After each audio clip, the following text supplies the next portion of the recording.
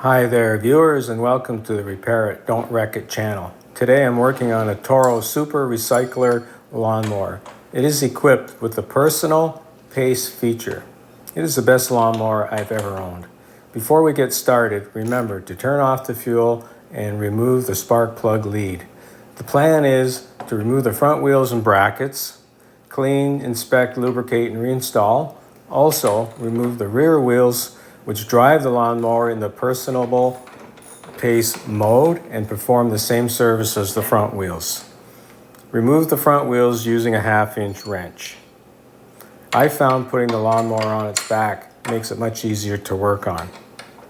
Using a 1/2-inch and 9/16-inch wrench, remove the bolts that secure the bracket to the lawnmower deck. This deck is made from aluminum, so it should last for many years to come, making it worthwhile to spend time and money on it. You could see from underneath, I have cleaned up the deck and painted it with some black rust-proof trim-clad paint. That stuff works pretty good. Now that the wheels are off, you can remove the surface rust from the bolts and the back of the wheels themselves. There isn't really that much, but it doesn't hurt to remove it. The sandpaper I'm using, I believe, is around 150 grit. You could go up to 220 and do a perfectly good job. I found if I put the bolt in the socket, it makes it easier to clean the rust off.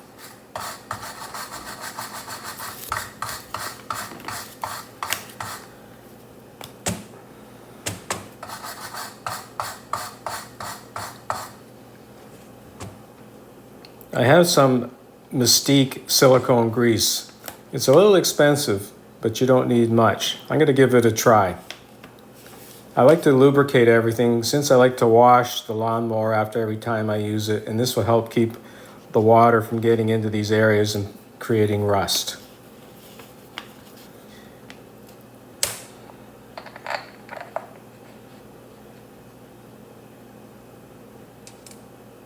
Now you can put a little bit of grease on the back side of the bolt, put your washer on, and then a dab more.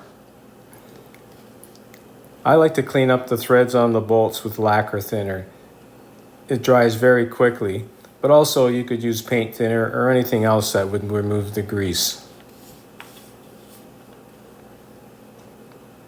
The other wheel is basically the same. Same procedure for the bracket. Clean the rust off the shank of the bolt, lubricate, clean your threads off, and prepare them for Loctite.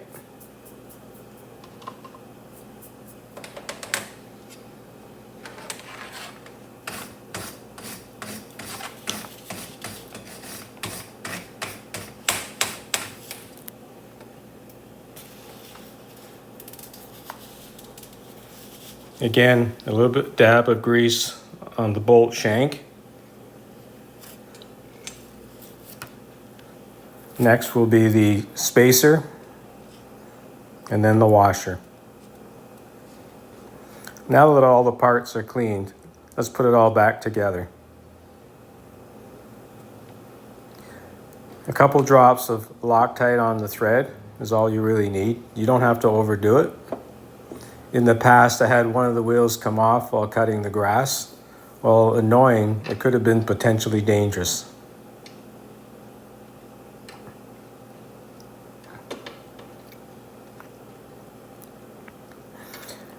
Using the 1/2 and 9/16-inch wrenches, you can start to snug up the bracket. As you get a little closer to getting it to where you want it tightened, you're going to have to rotate it up so it locks in place. As you rotate the bracket up, there's a pin on the bracket and a boss on the lawnmower deck, and they engage into each other. This will keep it in place when you tighten it up.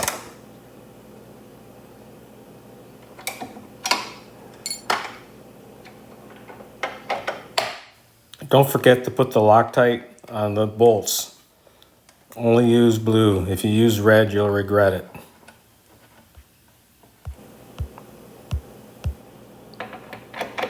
Both sides obviously are exactly the same.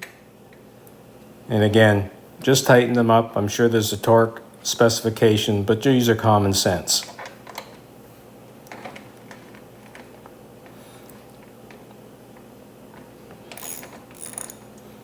Once they're tightened, give them a spin and see how they run. That looks pretty good to me. Very smooth.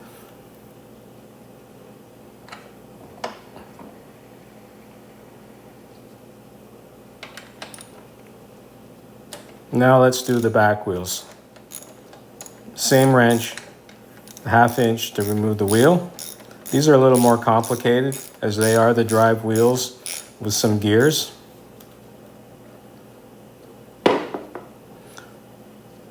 You can see the grease is there, and believe it or not, I would grease this lawnmower twice a year, and you can still see how dirty and rough it looks. At least there's grease there, so I don't think any damage has been done. There's the 1/2 inch nut, which sits inside a recess on that bracket, so you don't need a wrench to hold back when you're tightening it up.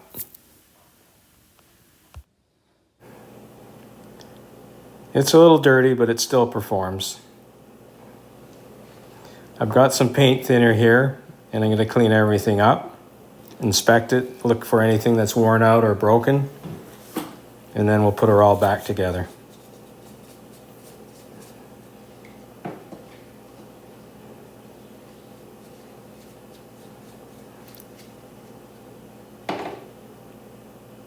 So far, everything looks good.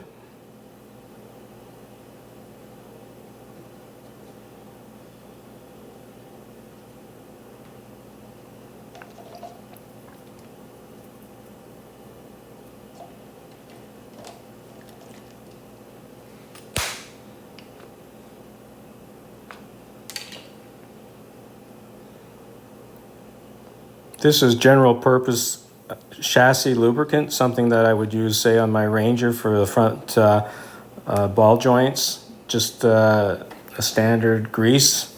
There's a grease fitting on the back of these wheels or on the bracket, and I'm pumping a little bit of grease through the grease fitting just to make sure it isn't blocked. Now that I've confirmed that, I'm going to put a little bit of grease on the gear.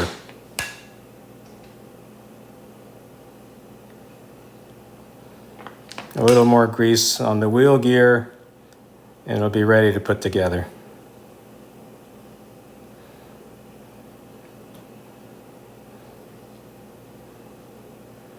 And why not a little more grease on the plastic cover? It can't hurt.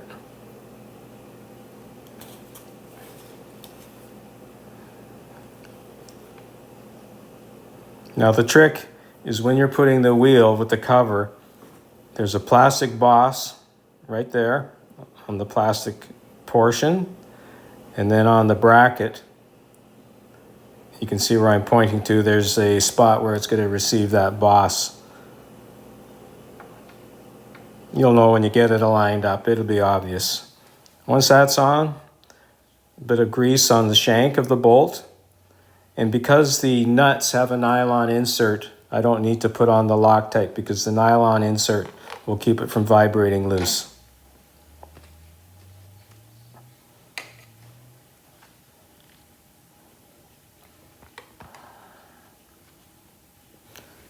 By taking everything apart, it's always a good opportunity to check for wear and broken parts. Removing all the old grease and re-greasing everything, putting on the Loctite was very satisfying and worthwhile. I won't have to worry about doing service of this nature for a couple of years.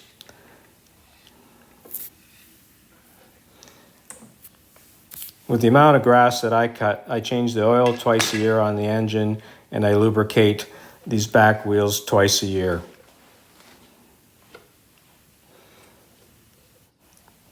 The last thing I'm going to do is to inspect the gearbox.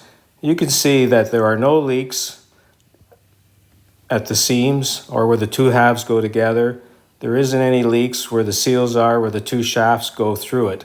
So I'm going to leave as is and not touch it. If you liked the video, please give me a thumbs up. Subscribe to my channel. And as always, repair it. don't wreck it. Thanks for watching.